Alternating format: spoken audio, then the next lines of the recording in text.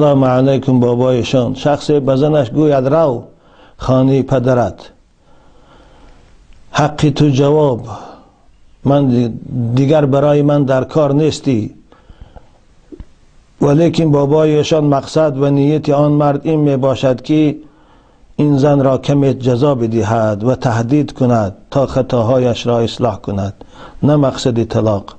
در این حالت حکم چه خواهد بود؟ التماس بابایشان جواب پره گوید.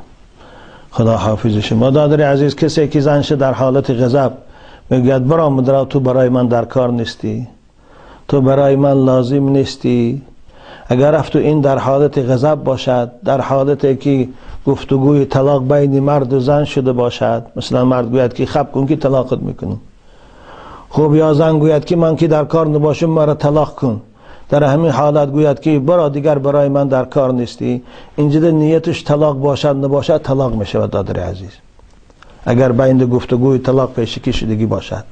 اما اگر هیچ خیلی گفتگوی طلاق شدگی نباشد و فقط حالت عصبیت مرد همین گپ گوید، این صورت نیتش طلاق نباشد طلاق نمی شود.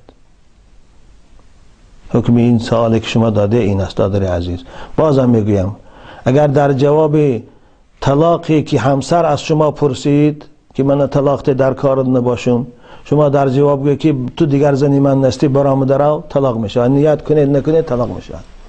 یا خود شما حالت غضب ده همسرتان گفتید که خب کن یا این کار نکن که طلاقت میکنم، خوب او گوش نکرده همون کار کرد، شما بعد از او گفتید که 10 شب برا دیگر برای من در کار نیستی، اینجا هم طلاق میشه.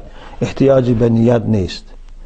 لیکن اگر این گپ پیش درباره طلاق هیچ صحبت نبود و حالت غضب شما هم تو گفتید، این صورت طلاق نمیشه. دادر